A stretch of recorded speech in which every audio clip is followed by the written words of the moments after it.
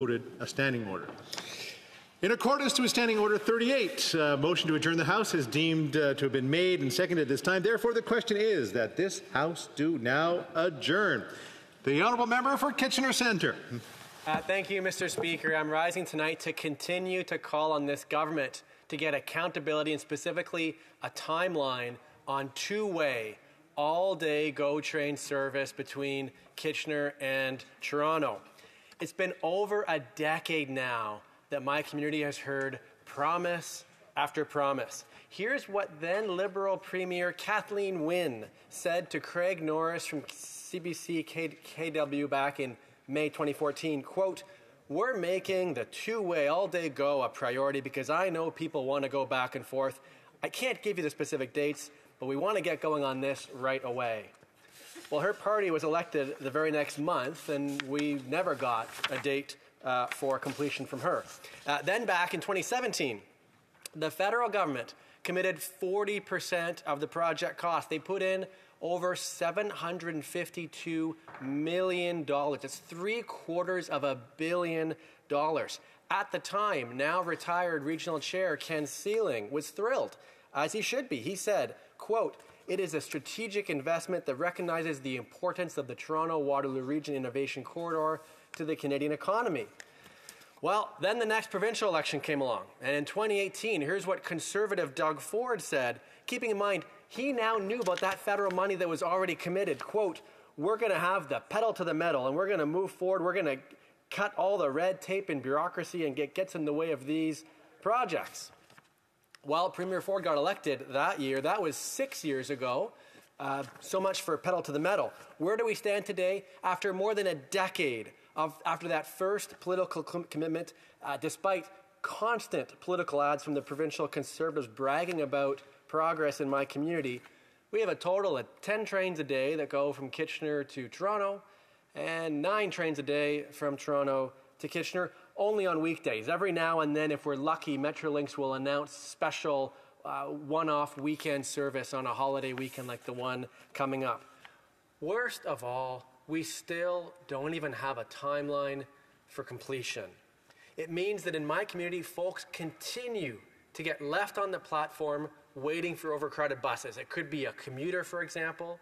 It could be someone looking to get to a medical specialist in Toronto, a family looking to get to a Jays game.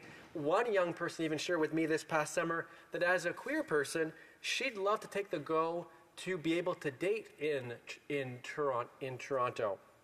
She wants two-way all-day GO for queer love. It's also about the climate. We need to give people more convenient, more affordable, and lower carbon ways of getting around, recognizing that transportation is the largest emission source in Ontario. Now, here's an example of what's possible. The Montreal REM rapid transit system opened last summer. It took just 5 years to go from prep work to doors open on a 67-kilometer line with service every 3 minutes and 30 seconds during peak hours. And while two-way all-day GO is, of course, delivered by the provincial government, folks in my community are tired of having different levels of government blame one another. If the federal government put in 40% of the money as they did, they should at least be demanding accountability on the funds.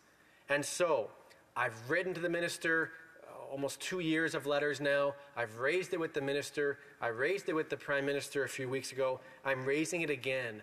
When will this government call for accountability and specifically for a timeline from the province on two-way, all-day GO train service between Kitchener and Toronto? Parliamentary Secretary to the Minister of Environment and Climate Change. Thank you very much, Mr. Chair. It's nice to be here in adjournment debate with you and some colleagues. I'd like to thank my friend and colleague for the question and the opportunity to talk about the Government of Canada's continued commitment to help build sustainable, inclusive, and climate-resistant communities. I understand that public transit is a foundational element to a thriving community, and I join my colleague in advocating for two-way all directions, two-way both directions GO train service, two-way all-day GO train service, I should say, for Milton, because I also sympathize. Milton is in a very similar situation. to Kitchener. We have been asking the provincial government to prioritize two-way all-day GO train service for Milton because Canadians depend on the trains and they don't want to sit on the highway in traffic in order to get to work. But the other problem in Milton is that we basically have 8 trains out in the morning, starting early, and the last one leaves around 9. And then those trains just come back in the evening for a commuter-type experience. But if you want to take a train on the weekend, or if you work shift work, or if your shift starts at noon or ends at midnight, you are out of luck. So it's important that we have two-way all-day GO train service, but also reliable all-day GO train service. Right now, Miltonians drive down to Oakville or to the Bronte station to get that service, and that kind of defeats the purpose, Mr. Speaker, because taking the train is a great way to reduce our carbon emissions, but it's also a great way to multitask. When I take the train, I send an email or two, listen to music. I suppose I listen to music while I drive as well, but we all depend on that, and that's why since 2015 we've made substantial investments totaling more than $30 billion, more than any previous government, for more than 2,000 public transit projects across Canada, and that includes Canada's first ever public transit fund, which I'm happy to say Milton will be enjoying because we're a growing community with over 140,000 constituents now, and they are relying more and more as we have one of the youngest demographics. So it's important that we continue to invest. And that's also why we launched the single largest ever public transit investment in Canadian history, as the aforementioned Canada Public Transit Fund. So starting in 2026 and 2027, this fund will take an average of $3 billion a year and make that available to help cities and communities deliver better public transit systems for Canadians. The fund will help communities of all sizes maintain existing transit systems and help plan for new transit infrastructure. But as my colleague correctly pointed out, the GO train service throughout Ontario, or the GTA I should say, is a provincial matter. I'll continue to advocate with my member of provincial parliament, and I know that my colleague has a great relationship with his member of provincial parliament because they happen to be party aligned, which is quite unique for the Green Party. But the reason that we'll continue to do this together is because it will encourage increased use of public transit, increase housing supply and affordability.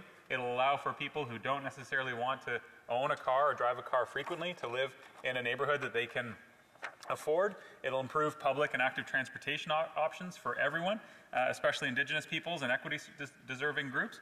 So the Canada Public Transit Fund is made up of 3 different funding streams with the provinces, the territories, and the municipalities. They can all select from various funding options that will best suit their public transit needs, Mr. Speaker, and perhaps if there's an opportunity for a rebuttal, then I'll be able to explain what those 3 areas are. Member for Kitchener Centre.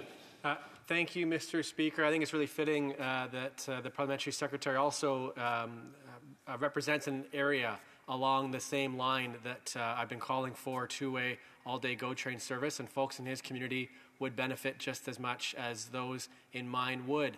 But I want to reiterate what it is that I'm calling for. In this case, the federal government did the right thing in putting the funding forward back in 2017. And as an investor that's put in 40% of the project costs, to me it's just so reasonable that the investor, in this case the federal government, would demand some accountability from the provincial government that's meant to deliver on the project. And accountability starts with a timeline for completion, which folks in his community and in mine deserve to have that accountability on federal funds. Will he be joining and calling on the provincial government to provide a timeline for completion on the project? The Honourable Parliamentary Secretary. Thank you very much, Mr. Speaker. And more than that, actually, I've been working with my member of provincial parliament on a plan for two-way all-day GO. There's more than one way to say it, I suppose, but two-way all-day GO is an important priority for both the member from Kitchener and for me. And like him, the federal government has committed funding. And then at various times, the provincial government commits funding, but only when it seems to be politically expedient, Mr. Speaker. And I actually don't mind pointing out to my colleague how that worked. We had a by-election in Milton just recently. Doug Ford wanted a Conservative elected, so he had the Minister of Transport write a letter to the federal government saying, oh, by the way, we're already here to invest some money into both directions all-day GO train service for Milton. It's just a matter of the federal government coming to play, which is kind of ironic because in 2021, Mr. Speaker, we committed that funding. We said, Doug Ford, come to the table, let's build both directions all-day GO train service for Milton, and unfortunately it didn't fit his political goals at the time. But very much excited to talk to my friend about more train service for our two communities. The honourable member for Bow River. Thank you, Mr. Speaker. And I look forward tonight to